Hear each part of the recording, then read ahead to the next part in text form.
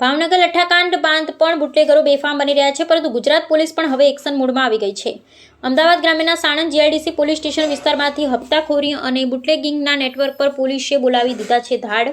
Sanand Viramgam highway પર વીરપુર પટેલ નજીકથી રાજસ્થાન પાસિંગના એક શંકાસ્પદ કન્ટેનરને પોલીસે આંતર્યું હતું અને દર્શક મિત્રો, જ્યારે આ કન્ટેનર ખોલવામાં આવ્યું ત્યારે પોલીસ પણ ચોંકી ઉઠી હતી. કન્ટેનરમાંથી અંદાજે 1200 પેટીમાંથી કુલ 32,392 બોટલ ભારતીય બનાવટનો વિદેશી દારૂ મળી આવ્યો છે.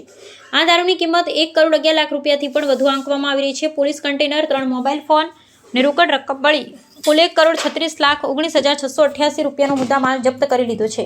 પોલીસે ઘટના સ્થળેથી જ કન્ટેનરના ડ્રાઈવર કરતારામ મેઘવાલની અટકાયત કરી લીધી છે, પરંતુ સમગ્ર ખેલના મુખ્ય સૂત્રધારો સુરેન્દ્રનગર યાદવ, કન્ટેનર માલિક મેહરારામ અને સુદામડાના સ્થાનિક બુટલેગરો દેવેન્દ્ર ઉર્ફે દેંડુ, નાગરાજ ખાચર અને દેવાયત ખરતાણી હજુ પણ પોલીસ પકડથી દૂર છે.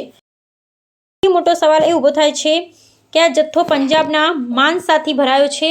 હરિયાણા, રાજસ્થાન, મધ્યપ્રદેશ અને મહારાષ્ટ્ર જેવા 5 રાજ્યો વડાવી ગુજરાતની બોર્ડર પાર કરી ગયું. ગુજરાતના અનેક જિલ્લાઓમાંથી પસાર થઈ કન્ટેનર સાણંદ સુધી પહોંચી ગયું. તો પછી રાજ્યની સરહદો પર ચાલતું ચેકિંગ શું માત્ર કાગળ પર જ છે?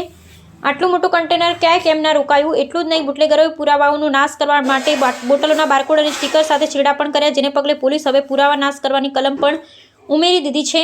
આ સમગ્ર કાર્યવાહી અંગે શું કહી રહ્યા છે અમદાવાદ ગ્રામ્યના ડીવાયએસપી નીલમ ગોસ્વામી, આવો સાંભળીએ.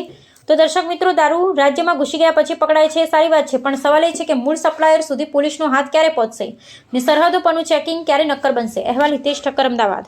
અમદાવાદ ગ્રામ્ય જિલ્લાના સાણંદ ડિવિઝનના સાણંદ જીઆઈડીસી પોલીસ સ્ટેશનમાં ગઈકાલે આઈજી રાઘવેન્દ્ર વત્સર અને એસપી ઓમપ્રકાશ જાટ સરની સૂચનાથી તમામ પોલીસ જે છે એ પ્રોહિબિશનનો કેસ શોધી કાઢવા માટે ફિલ્ડમાં એક્ટિવ હતી. તે દરમિયાન સાણંદ જીઆઈડીસી પોલીસ સ્ટેશનના પોલીસ હરપાલસિંહ અને ઇન્દ્રજીતસિંહ બંનેને બાતમી મળેલ કે રાજસ્થાન પાસિંગનું એક કન્ટેનર જે છે એ વિદેશી દારૂ IMFLનો જથ્થો ભરીને સાણંદ વિરમગામ હાઈવે પરથી પસાર થનાર છે. આ બાતમી મળતાની સાથે Sanand GIDC police inspector AM Desai અને તેમની ટીમ દ્વારા તે કન્ટેનર જે છે તેને સાણંદ જીઆઈડીસીની હદમાં વીરપુરા ગામના પાટિયા પાસે ઇન્ટરસેપ્ટ કરવામાં આવેલ અને તેને પંચો રૂબરૂ ચેક કરતા તેમાં IMFLનો જથ્થો મળી આવેલ હતો.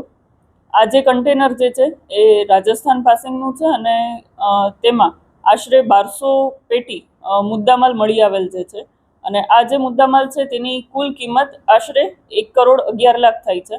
કન્ટેનર જે આરોપી છે ડ્રાઈવર એ કરતારામ, એ બારમેર રાજસ્થાનનો રહેવાસી છે અને આ જે મુદ્દામાલ છે તેને માનસા પંજાબથી ભરીને ત્યારબાદ હરિયાણા, રાજસ્થાન, મધ્યપ્રદેશ અને મહારાષ્ટ્ર રાજ્યમાંથી પસાર થઈ ગુજરાતમાં પ્રવેશ કરેલ હતો અને ત્યારબાદ સાણંદ વિરમગામ હાઈવે પરથી તેને પકડવામાં આવેલ છે.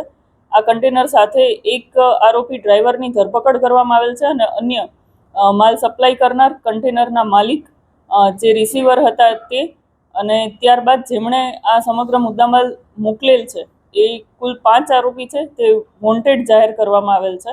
આ સમગ્ર મુદ્દામાલની IMFL અને વાહન, મોબાઈલ ફોન અને રોકડ સાથે 1,36,00,000નો મુદ્દામાલ સાણંદ જીઆઈડીસી પોલીસે ઝડપીને આગળની કાયદેસરની કાર્યવાહી હાથ ધરેલ છે.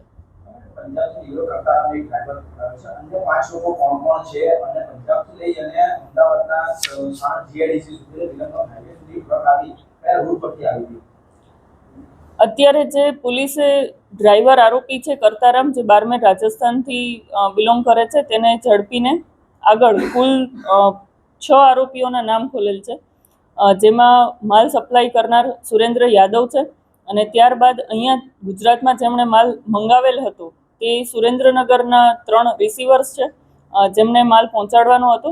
આ સાથે ડ્રાઈવર કરતારામ જે છે તેને પોલીસે કસ્ટડીમાં લઈને વધુ તપાસ હાથ ધરવા માટે તેના રિમાન્ડની માંગણી કરતા નામદાર કોર્ટે તેના 7 દિવસના રિમાન્ડ મંજૂર કરેલ છે, જેથી આ સમગ્ર મુદ્દામાલ એ ક્યાં જગ્યાએથી થઈને લઈને આવ્યો છે અને આ સાથે ક્યાં જવાનો હતો, આ સાથે જ તેના જે બારકોડ સ્ટીકર છે તેની સાથે ટેમ્પરિંગ કરવામાં આવેલું છે, તેમાં પુરાવાના નાશની કલમ પણ ઉમેરવામાં આવેલી છે.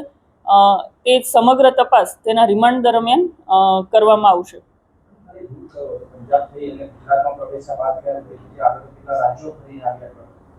આજે પંજાબ માનસાથી તેણે વિદેશી દારૂનો જથ્થો મેળવેલ છે. ત્યારબાદ હરિયાણા, રાજસ્થાન, મધ્યપ્રદેશ, મહારાષ્ટ્ર થઈને ગુજરાતમાં પ્રવેશ કરેલ છે અને ગુજરાતના સાઉથના ડિસ્ટ્રિક્ટ થઈને એ સાણંદ વિરમગામ હાઈવે પર આવનાર છે તેવી બાતમી મળેલ હતી અને અહીંયાથી આગળ તે સુરેન્દ્રનગર જવામાં હતો.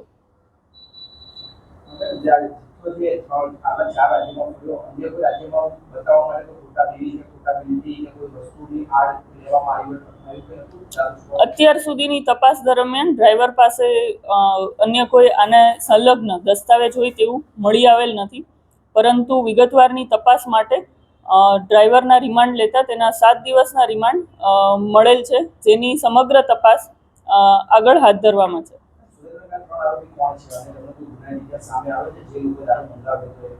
પ્રાથમિક તપાસ દરમિયાન સુરેન્દ્રનગરના સુદામડાના 3 આરોપીઓના નામ ખુલવા પામેલ છે અને અગાઉ તેમના પર ગુના હતા કે કેમ, આ ડ્રાઈવર જે છે પહેલી વાર જ ગુજરાત આવેલ છે કે અગાઉ પણ ક્યારે આવેલ છે, આ સમગ્ર તપાસ ચાલી રહી છે અને રિમાન્ડ દરમિયાન તેની તપાસ કરવામાં આવશે.